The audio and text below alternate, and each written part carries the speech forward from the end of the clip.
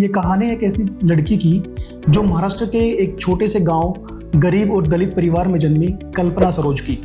कल्पना सरोज का बचपन बड़ी ही गरीबी में और भेदभाव के बीच में गुजरा है। साथ में जब वो 13 साल की थी, जब बच्चों की खेलने की उम्र होती है, तब उनकी शादी कर दी गई। ससुराल वालों से भी बहुत सारे ताने मिलते रहे। परेशान होकर वो अपने मायके यानी पीहर आ गई और वहां आकर के उन्होंने जहर खा लिया। जैसे तैसे करके डॉक्टरों ने उनको बचा लिया, क्योंकि किस्मत को शायद कुछ और ही मंजूर था।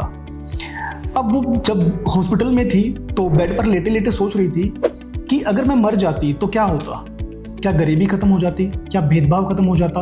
गरीबी तब भी रहती, मेरे परिवार वाले तब भी गरीबी में रहते। उन्होंने सोचा कि मुझे कुछ करना है, मुझे अपनी किस्मत को बदलना है। जैसे ही वो ठीक हुई, सीधे मुंबई आ गई। वहां पे आकर के उन्होंने सिलाई करने का काम शुरू कर दिया और कुछ पैसे जुटाए। धीरे धीरे उन्होंने एक फर्नीचर बनाने का यूनिट शुरू किया, एक सरकारी लोन लेकर। लोग कुछ उसकी काबिलियत को जानने लग गए थे, लेकिन ताने अब भी मिल रहे थे। उन्होंने कोई परवाह नहीं की।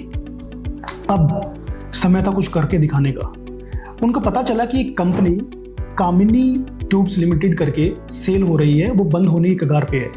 और उस कंपनी को उन्होंने खरीदा भी और वापस से जिंदा खड़ा कर दिया। आज कामिनी ट्यूब्स लिमिटेड की करोड़ों में टर्नओवर है और हजारों लोगों को वो नौकरी दे रही है। ये प्रेरणा, ये शिक्षा आपको प्रेरित करती है कि कभी भी जिंदगी में हार नहीं माननी चाहिए।